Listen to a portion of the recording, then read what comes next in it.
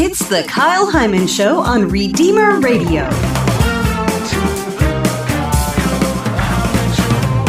Because when we take care of the poor, we say we're actually taking care of Christ, who's present in the poor and those who are sick, right? Matthew 25. Ladies and gentlemen, welcome to Flavor of the Week, brought to you by Banditos, fresh, made daily. In Flavor of the Week, Kyle sits down with one of our local priests to sample variations of a favorite food or drink while they discuss the ins and outs of life as a priest. Welcome to Flavor of the Week, Part 2 with Father Jose Arroyo, with other names. Oh, yeah, Jose Emanuel Arroyo Acevedo. Arroyo is, I feel like I'm pushing it for that one. That's fine. You know, I used to getting the rolling the R's. I knew Father Benedict Gershaw, and as soon as I said all my names like that, he used to add to that incorporated. It's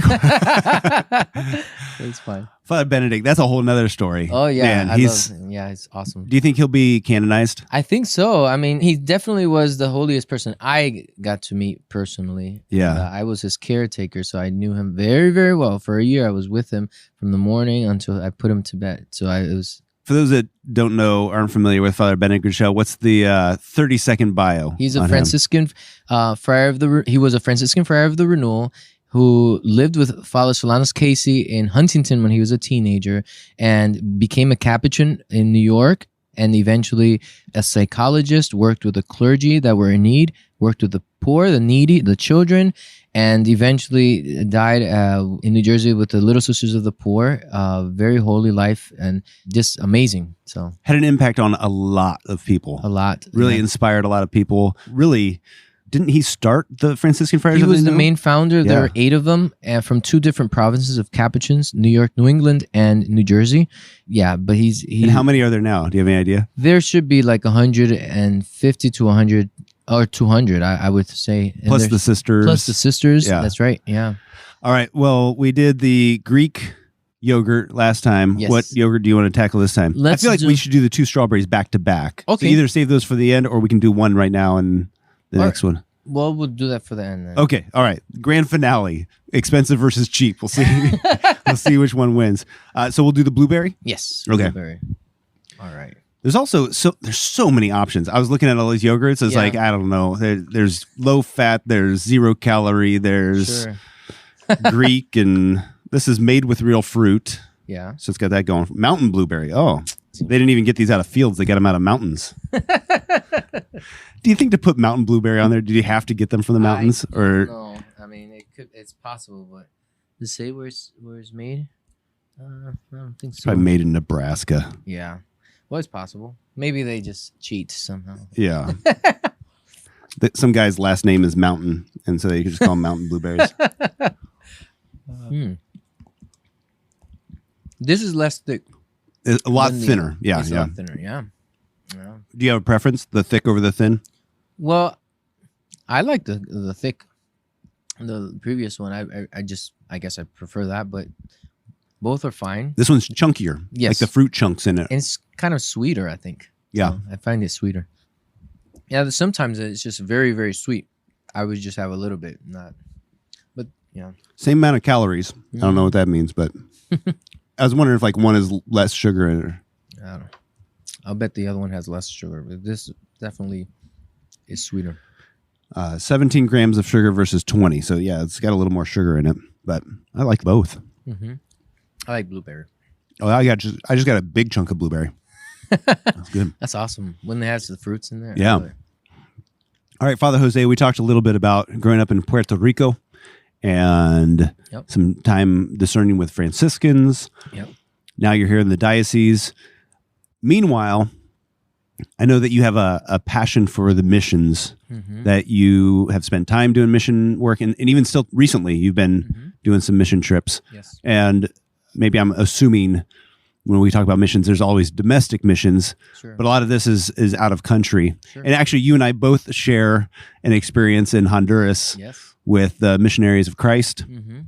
I spent a year down there, 2004, 2005, working alongside the friars. We were actually the first long-term missions, so we were kind of guinea pigs. So I think they established a lot of rules of what not to do based off of what things that we did. And we can't let people do that anymore. I was down there in 2009, 2010. All right, so maybe they worked out some of the bugs by then. So, what has been your experience? Maybe a few of the highlights of doing missionary work. Well, first of all, the church is missionary by nature. So Okay. Jesus chooses the apostles, he sends them out, and that's what apostle means, to be sent. And so they are not to be just focused on themselves. They are to go out, like St. Bartholomew, who ended up in India, and they became martyrs. So we are called to evangelize, to share the good news to all people, whether they are already some kind of believers, they have some kind of faith of some sort, or they don't know anything about Christ. And there are so many people that don't know anything about Christ right now. That's interesting that you say that for two things. One is you mentioned the apostles. Mm-hmm. So how much of that is leadership in the church is called to be missionaries versus everybody being called to be? Everyone is called to be missionary because we're all baptized. Is by virtue of our baptism, we are called to be missionaries. Even the monks and the hermits, as they are contemplatives, they are to have a missionary heart. Okay. Thomas Merton would always, he would read the paper, the newspaper, and a lot of monasteries I've been to, they also read the newspaper. They're informed of what's happening so that they can pray for what's happening outside. So It's not like we just think of ourselves. We have to think of others. How Christ is, like, we have to talk to God about others, but others about God. I mean, that's everyone's responsibility.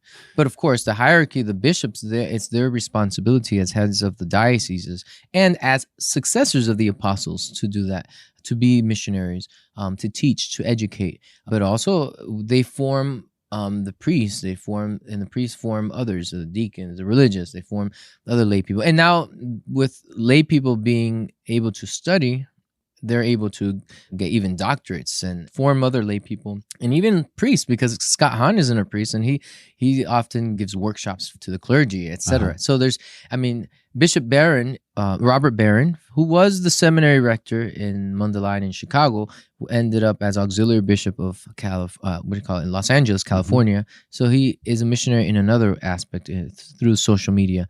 But we all have to have that sense that everyone needs Christ, and everyone is searching for goodness, truth, and beauty. Unfortunately, if they don't find it in God, in Christ, in the church, they will search for it in other places. Kind of like when a person is thirsty and they cannot find pure water, necessarily their thirst is going to be there. So necessarily they're going to look for even a puddle if that's all they have, a river. So unfortunately, which could ultimately kill them, right? Yeah, because they'll definitely get sick. Hurt them. Yeah, absolutely, they'll get parasites. So right, spiritually that happens, and so people are in search for goodness, truth, and beauty. And we say, well, God is truth itself. He's beauty itself. He's goodness itself, and He became man so that we can be deified. We are searching for something greater than even in this world. Miss Universe, like, what's that all about? Well, the ladies wanting to be something greater than just what's known, or Superman, It's just imprinted in our hearts. We're called to greatness.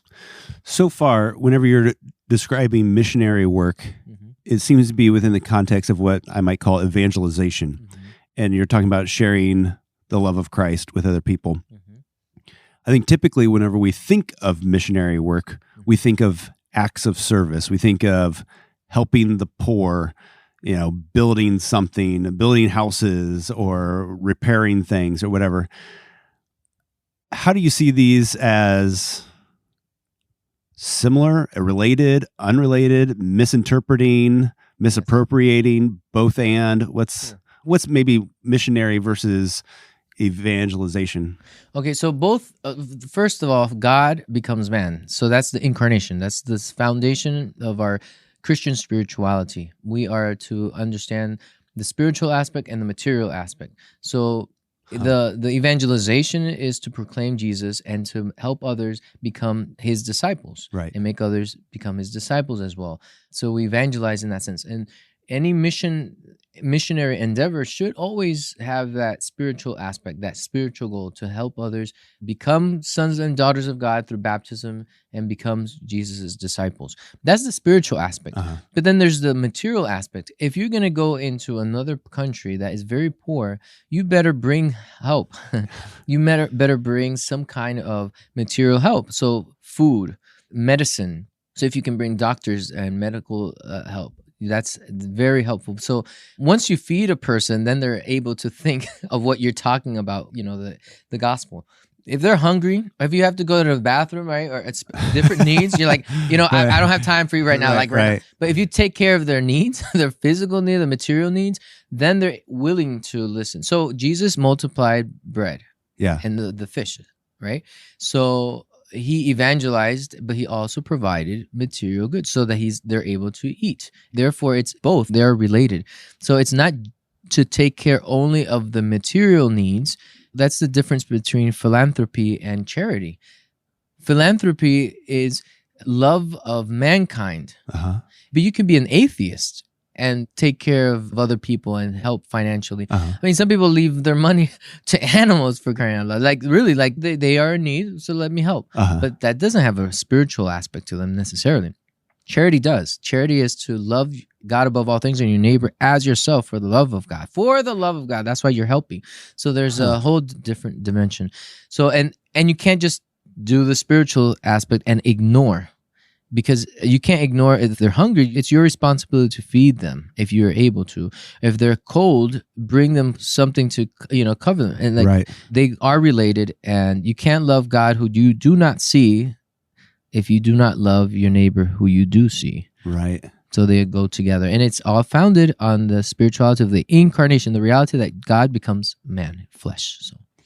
So when you go on a mission trip, how much of it would you say is spiritual, evangelical, we're here to share the love of Christ and teach to them about God, versus material, take care of some of their financial needs, their housing needs, their clothing needs, medical needs, things like that? So I've been to different countries, and I've done missionary work in Dominican Republic, in Honduras, in Nicaragua, El Salvador, Guatemala, Puerto Rico, you name it, even New York. All right. So let's take the example of Dominican Republic. I would go with a parish community from New York and Washington Heights, and they would gather clothes and medicine throughout the year so they can send to the missions. They would ship the material goods, and then we would arrive like a couple of weeks later. Okay. When we arrived, we would have doctors with us that would, donate their time, their efforts for a week. And we had groups that would go and visit people's homes and invite them to two things: to the medical site. If they have a special need, we have different doctors for different things, right? So they would be interested in that. But we also had to come to a church for mass, for some kind of service, confession, or adoration, or catechesis for the children. And even in those sites, we still had some kind of prayer. And we would provide some food for those, or water for those who are coming from long distance. So it's intertwined. You cannot separate, kind of like the body and soul, they go together, right? Otherwise, it's just dead, the body. So we need to intertwine those two realities. So I would say it should be 50-50. I mean, everything, like the doctors it should be spiritual as well. It shouldn't just be, these are like, this is just a secular thing. Right. We should always have our identity, because when we take care of the poor, we say we're actually taking care of Christ, who's present in the poor and those who are sick. I was sick and you came to visit me, he says, right? Matthew 25. So it shouldn't be kind of like a divorce. That's the material things, like the doctors. That's, you don't pray over there. You don't have to have this Catholic identity. That's separate from this other thing. And then those who come to, like the doctors, I don't go to the religious aspect of because we're just the doctor. No, we should actually intermingle, and we should always understand that Christ is present in both. So I think it's very important to have both. In all the missions that I've had, that's kind of been the experience. What if you have a doctor who is atheist and wants to come down just for what you explained as philanthropy, not for charity? Sure. And so he wants to give back. He's been blessed and wants to help out some people that maybe can't afford some health care, or maybe they don't have access to it. Yes. Do you say, come on along, this will be great, we're going to be doing a mission, you don't have to become Catholic? Sure. Or do you say, you know what, this is something different than what you're talking about, and we probably need somebody different? No, I think Jesus would say, come and see. Yeah. It's an invitation. The gospel is to be proposed, not imposed. And I think once they come and see, then they'll experience something different. And of course, this is a gift. Faith is a gift. And so you can't just buy it anywhere. You can't like slam it on someone's head. And it may happen that at the end, he's not going to necessarily be a believer or a specific, specifically a Catholic, but he understands what the environment is. As long as they respects, okay, this is what the mission is about, and they're respectful, that's fine. That's very good. I mean, I wonder when Jesus talks about Matthew 25, and he's saying that there are some that will, they take care of the poor, and they're like, when did we... The goats and the sheep. Yes. And he's like, when did we see you in the sick? And then he explains, when you did it to the least of my brethren, you did it to me. So it's like, they didn't even notice. It's like, well, I think of doctors like this, maybe they didn't notice, but the Lord will still have... It will keep that into account. And okay, this may be the beginning of something great. Maybe they don't notice that they're actually serving Christ. Right. But we can't judge their intentions. We propose, we invite. We would never reject. Now, if it's gonna come down and start being ridiculous and start to be disrespectful, then that's a whole nother thing. We're okay, we understand you're not a believer, but we want you to respect. This is a whole team, right? Not just about you. It's not about me. Practicing medicine that would go contrary to Catholic teaching. Absolutely, contraception, things like that. Yes, yeah. So, one of maybe my little theories, you mentioned truth, beauty, and goodness, and my thought is those are three things that God is the perfect truth, beauty, and goodness, and so when we experience those things, we can be drawn to God, and that's really the only thing that draws people to God is truth, beauty, and goodness. And different people in different ways. Sure. So truth being apologetics, being intellectual conversations, reading books or whatever could draw somebody. Beauty being whether it be nature or art or music, something that draws us to God. Or a baby. Sure. Yeah. The beauty of life. And then the goodness being those acts of service, seeing good and going on a mission trip, even if it's not for the spiritual part of it. Sure. Experiencing service, to give of oneself, that philanthropy aspect of things, that alone can draw somebody to God. Sure. It's a start. It's a beginning. It's a seed of the gospel. With that, the Lord can do many things. Yeah. There's 5 loaves and 2 fish. He can multiply. Right. So, but, they shouldn't be closed as long as they're open, and the Lord can do many good things with that. But yeah, I mean, goodness, truth, and beauty, those are the transcendentals, they call it, right? In philosophy. And that we can have a conversation with a person who's not a believer, necessarily a church, belongs to a church. They all, because it's imprinted in our hearts, is that we can have that dialogue.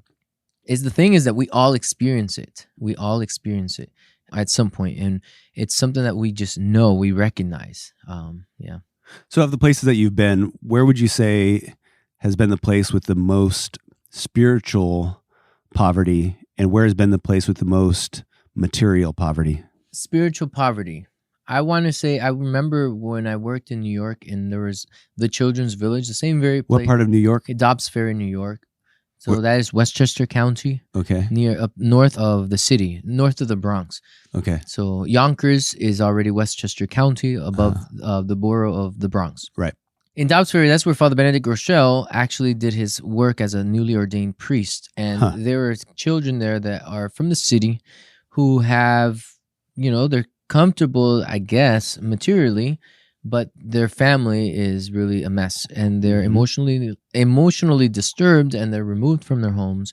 And I remember when I would visit them, it was always like dark. It was like they couldn't enter into their hearts. They couldn't talk to them about God. It was like they didn't care that much. So there was this big spiritual poverty there.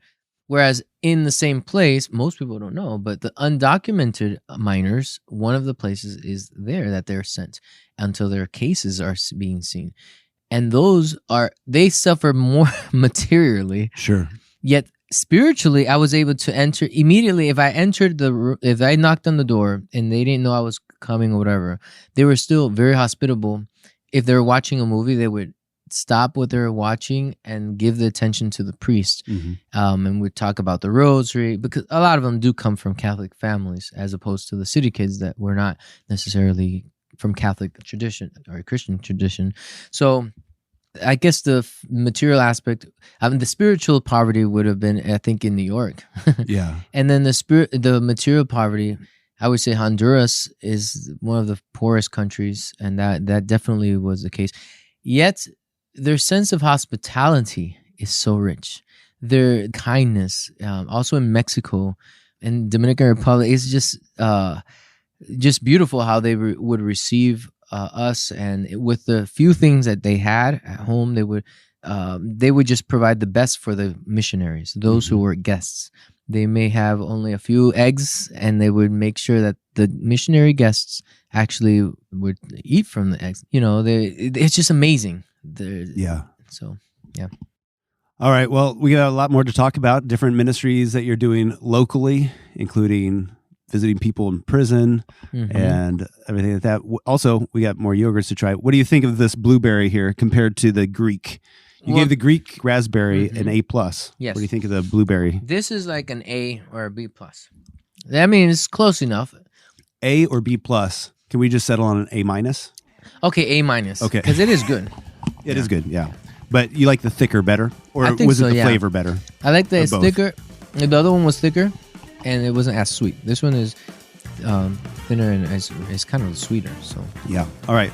Well, coming up, we'll compare the two strawberries, the cheap strawberry versus expensive strawberry yogurt. Talk about more of your ministry, including TikTok. That's coming up on a future episode of Flavor of the Week with Father Jose Arroyo. Flavor of the Week is brought to you by Banditos.